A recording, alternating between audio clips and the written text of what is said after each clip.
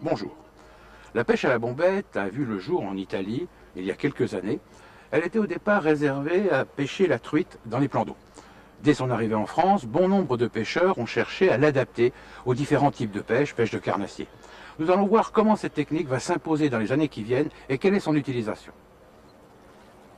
Pêcher très loin, avec des leurres ou appâts extrêmement légers, et les faire évoluer à des profondeurs différentes. Voilà la raison de l'énorme succès de la pêche à la bombette. Mais c'est quoi la bombette en effet? C'est un flotteur lesté, composé d'un plomb central et recouvert d'un matériau flottant tel que le balsa ou les matières plastiques.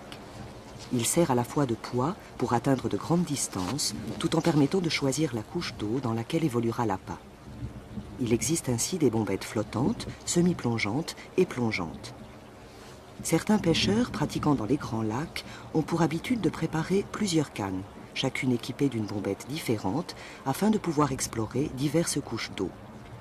Autre avantage de la bombette, la possibilité de pêcher très lentement, d'alterner tirées, arrêts et petits coups de sion, afin de déplacer l'appât à différents rythmes. La pêche à la bombette peut se pratiquer tout au long de l'année et dans tous les types d'eau, mais elle est particulièrement adaptée les jours de grand vent, ainsi que sur les postes encombrés sur le fond et très éloignés du bord.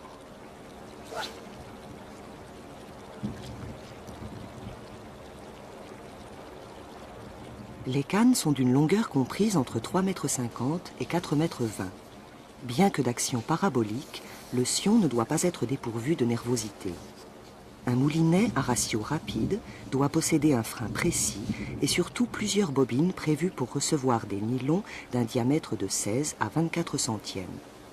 Quant aux bombettes, il convient d'en posséder 5 ou 6 dans les 3 grandes familles, flottantes, semi-plongeantes et plongeantes.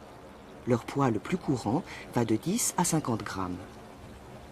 Des perles amortisseurs sont systématiquement installées entre la bombette et le système d'émerillon pour éviter la rupture. Plusieurs bobines de nylon neutre et d'un diamètre de 14 à 22 centièmes permettront de réaliser des bas de ligne d'une longueur de 1,50 m à 3 m selon la limpidité des eaux et la méfiance des poissons.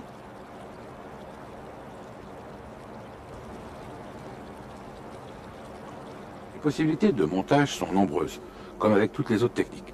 Malgré tout, j'ai sélectionné 3 façons de procéder différentes, quel que soit d'ailleurs le type d'eau. Vous pourrez pêcher avec une bombette flottante et vous accrocherez à l'extrémité un poisson nageur, flottant ou suspending. Vous pourrez également pêcher avec une bombette semi-plongeante, et là la cuillère tournante donne de bons résultats. Et pour finir, si vous souhaitez pêcher proche du fond, une bombette plongeante avec un verre.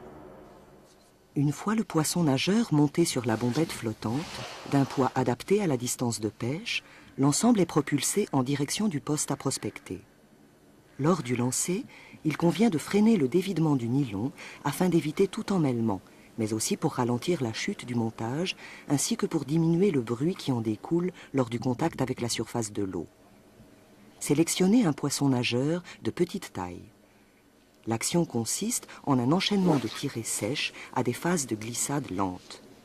Lors des arrêts, le modèle flottant remontera, proche de la surface, tandis que le suspending vibrera sur place.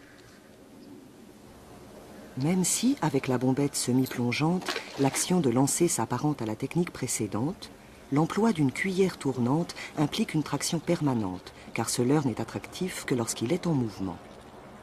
Choisissez des cuillères dont la taille ne dépasse pas le numéro 3. Grâce au changement de vitesse de récupération, tantôt lente, tantôt rapide, il est possible de créer une vaste gamme de vibrations.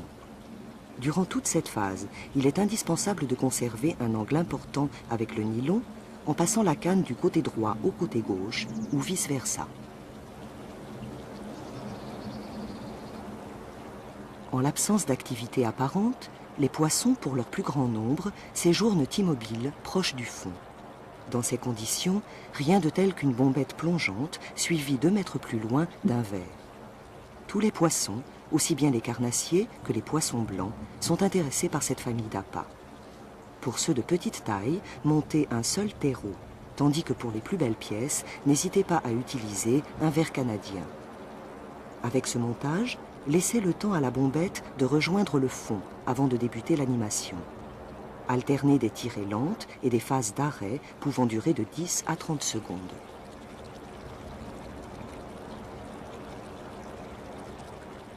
Alors les nouvelles techniques amènent-elles au bord de l'eau des nouveaux pêcheurs? C'est la question qu'on est en droit de se poser. Alors pour avoir la réponse, j'ai donné rendez-vous à un président d'association. C'est vrai qu'on parle souvent des associations, mais on ne connaît pas tellement les institutions et surtout les gens qui les font vivre. D'après vous, est-ce que les nouvelles techniques, telles que la bombette, c'est le sujet d'aujourd'hui, amènent chez vous, au bord de l'eau, des nouveaux pêcheurs? Oui, je pense que ça a même révolutionné la pêche aux appâts naturels. Et moi-même, je vais m'y mettre prochainement. D'accord. Donc ces nouveaux pêcheurs, vous arrivez à savoir qui c'est, au niveau des tranches d'âge? Est-ce que c'est des gens qui pêchaient déjà, qui utilisent des nouvelles techniques, ou est-ce que ce sont des non-pêcheurs qui viennent découvrir la pêche? Disons qu'il y a 2 catégories. Il y a des gens qui sont toujours férus de nouvelles techniques. Ceux-là, on les connaît plus ou moins. Puis d'autres qui s'y mettent petit à petit. Je comprends. Donc ça permet à la fois de fidéliser ceux qui y sont et de trouver des nouveaux. Exactement. Alors souvent on parle des associations et un peu de leurs problèmes pour mobiliser leurs adhérents. Est-ce que, je sais que vous avez une organisation bien spécifique, la Première Vue qui marche bien, parlez-nous un petit peu de votre façon de procéder pour avoir de plus en plus de pêcheurs lors des réunions.